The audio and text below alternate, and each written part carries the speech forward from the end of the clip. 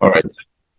Thank you. So we know that part A, as I said, part A has 24 questions, and then mostly it's consultation extracts.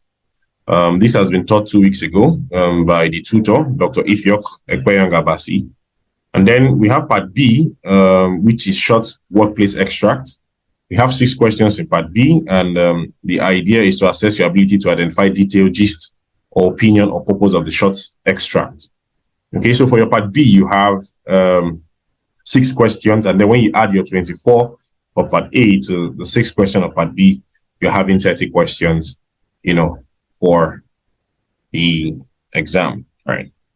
So part C, which we'll be looking at today, is a presentation extract. Okay, so part C, what does it assess really? Part C assesses your ability to follow a recorded presentation, okay, or interview on a range of accessible health topics. So you'll be able to listen to 2 different extracts, and you would answer 6 multiple choice questions for each extract. Okay, so you may expect 2 presentations or 2 interviews or each of us. I will explain. Now, what it means is that part C, remember I said that part C has 12 questions, right? Now, that 12 question is broken down into 2. Okay, so it's broken down into 2. You do the first 6, okay? Then after the first 6, you do the next 6. So after the first 6 audio, you listen to the audio for the first 6 questions of the part C, and then you'll be given a short break, and then you listen to the audio of the next part C, okay, which is the 6 questions. So total, you have 12 questions, but you're not going to listen to an audio that we assess. So it's, broken down most times into those. But sometimes you can have them as a long stretch, okay, depending, but most times it's divided into 2 different extracts.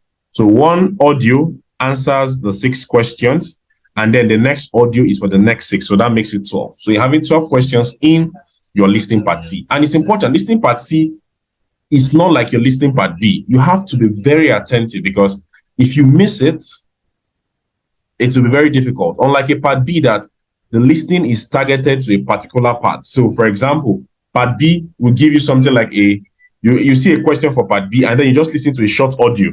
That audio just answers the first question in part B. Then you listen to another audio again, it answers the second question in part B. Listen to another audio again, it answers the third question in part B. But part C is a continuum, okay? So you are doing the listening continuously, okay? You are not going to stop. However, as I said, the first audio you will listen for part C will cover the first 6 questions, right? And then the next audio will cover the next 6 questions. So you're going to have 12 questions in total, and it's important that you follow the tips and ensure that at least you score, the maximum score in your part C. Well, part C has been seen for most candidates to be quite technical and a little bit complex. Well, I might agree with that. Part A and part B seems to be more easier. However, we're here to demystify how you can excel in your listening part C.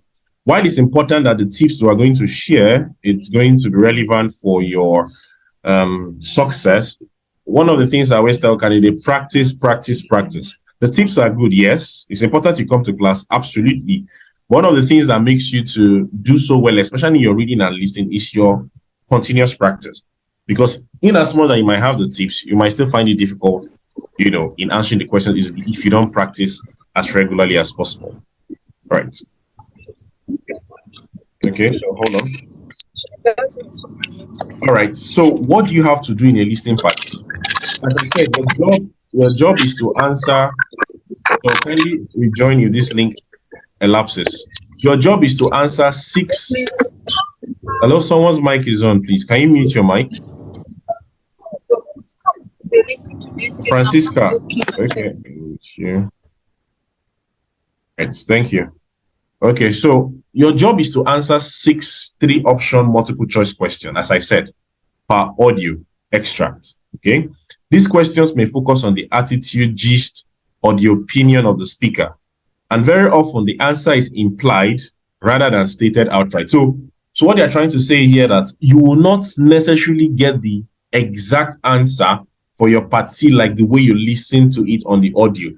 So most times they are paraphrased or rephrased, and then it takes a good listener, and someone that is good with understanding, okay, what the audio is saying for you to answer the question. right? So we're going to look at the tips as I'm saying. So the fact is that all of the answer options will have some kind of relationship to the audio content, complicates the task of choosing the right answer. Therefore, remember, now look at this one. Remember, your job is to choose the answer that best matches what you hear and answers the question. So as I said, you will not have the direct answer lifted, okay, like the way you're listening to the audio. So for example, you could hear maybe Tunde enjoys playing football, basketball, and table tennis. But in the options, you might see something like Tunde loves sports. Okay. Yes, they did mention basketball. Yes, they did mention football. They did mention table tennis. But however, Tunde loves sports is still in similitude to what you heard from the audio. So it's important that you should not just expect what you hear in the audio should be written exactly in your answer text. Okay. So you have to understand these things. And I'm going to play an audio for us to see how this goes. Okay. And I'm going to take question after the class. Now, how is the listening subtest scored? Okay.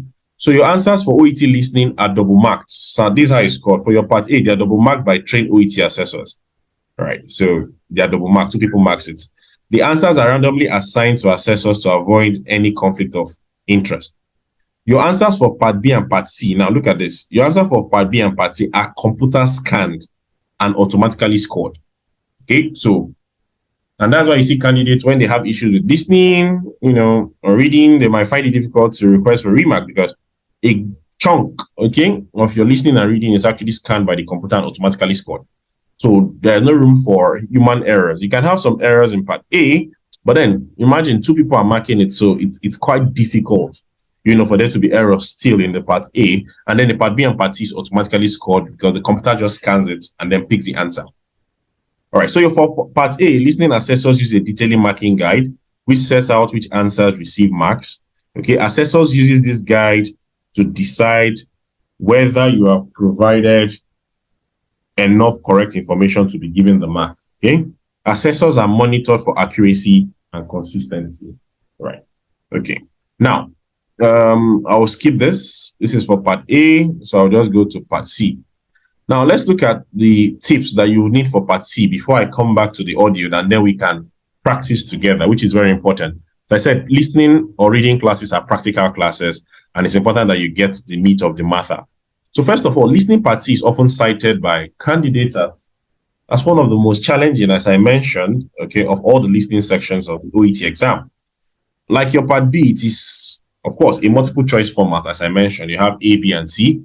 But unlike part B for listening, one of the challenges with listening part C is that the texts are of an extended nature. Remember I said that for part B, you just listen to an audio and then you answer the first question. You listen to another set of audio again, you answer the next question. Listen to the